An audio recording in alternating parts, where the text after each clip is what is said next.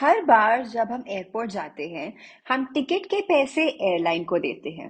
पर आपको पता है, इस पूरे एक्सपीरियंस में जो सबसे ज्यादा पैसे कमाता है वो प्लेन नहीं एयरपोर्ट होता है।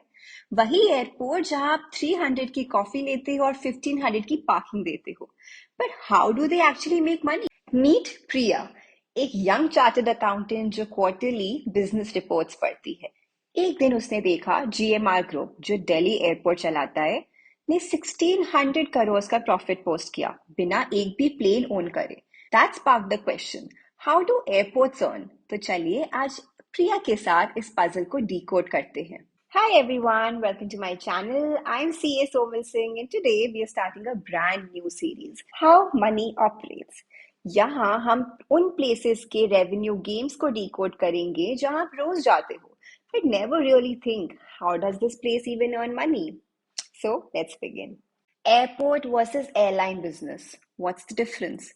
एविएशन इंडस्ट्री के दो पिलर्स होते हैं, airport operators and airline operators. Airport operators हो गए इंफ्रास्ट्रक्चर के owners like Adani, GMR, AAI, and airline operators हो गए एरोप्लेन्स ऑपरेट करने वाले like Indigo, air India, Akasa.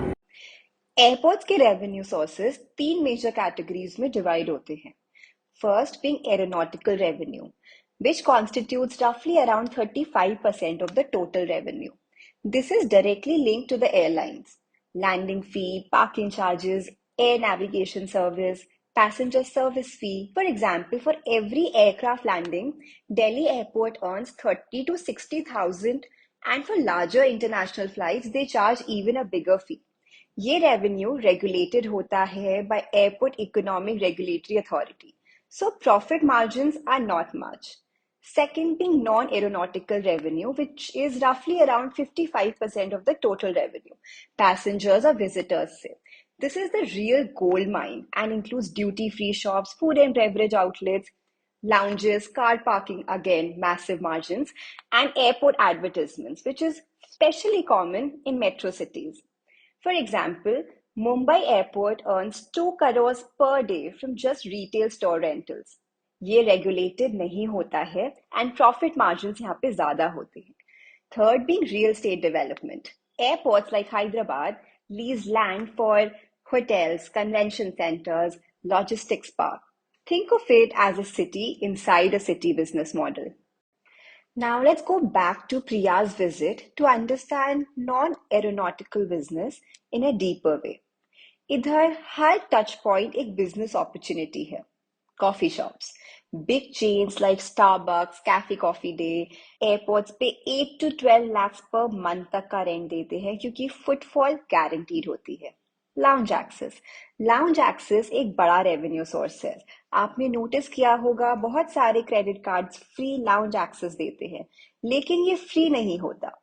जब भी कोई पैसेंजर अपने क्रेडिट कार्ड से लाउंज यूज करता है तो बैंक एयरपोर्ट लाउंज ऑपरेटर को एक फिक्स्ड अमाउंट देती है, जैसे 800 to 1500 पर विजिट, और उस लाउंज ऑपरेटर का एक हिस्सा एयरपोर्ट को भी जाता है एज रेंट और revenue share.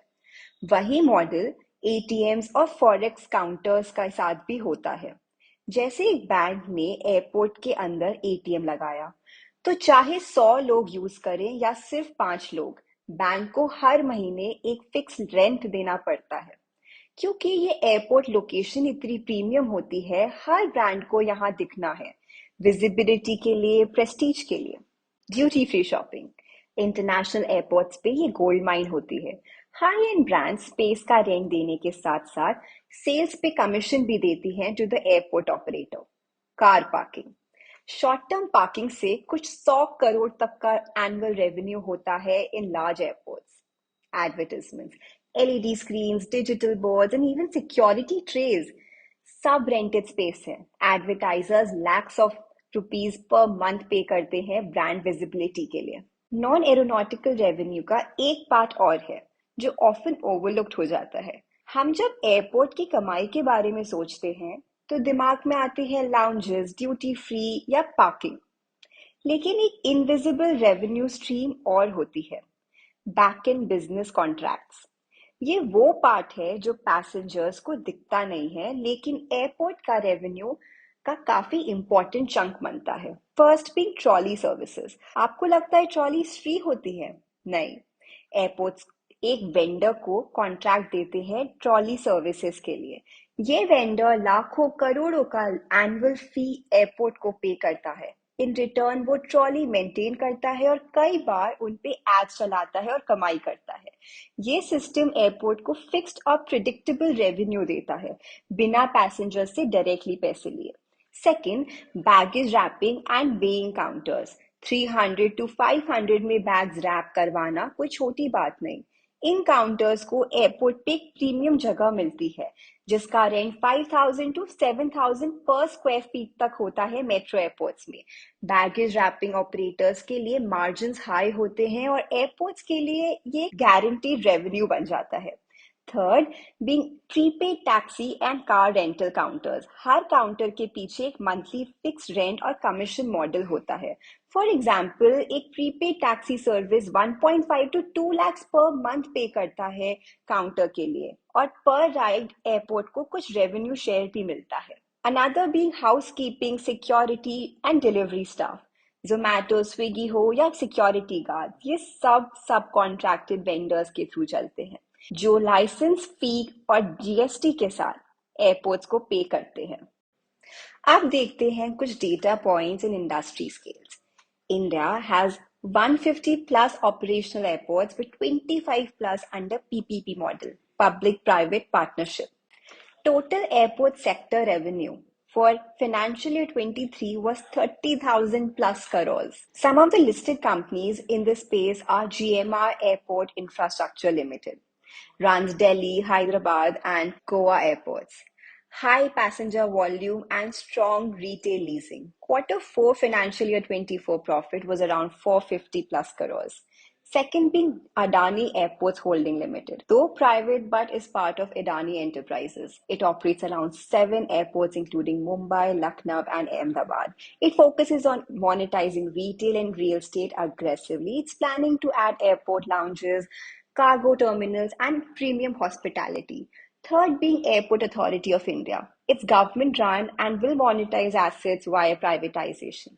Expect IPOs or PPPs soon in tier 2 and tier 3 cities. So, what's the future of airport business in India?